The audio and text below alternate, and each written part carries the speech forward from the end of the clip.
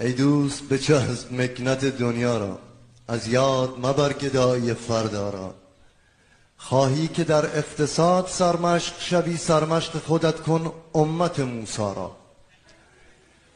ولی در جای دیگه میگن ایام به کام مردم بیهنر است. ایام به کام مردم بیهنر است، در دامن احمق است گر سیم و زر است. بدبخت‌تر آن که دانشش افزونتر، خوشبخت‌تر آن که کله‌اش پوکتر است. رفیقان دوستان ده ها گروه هم که هر یک در مسیر امتحانند. گروهی صورتک بر چهره دارند، به ظاهر دوست اما دشمنانند. گروهی وقت حاجت خاک بوسند ولی هنگام خدمت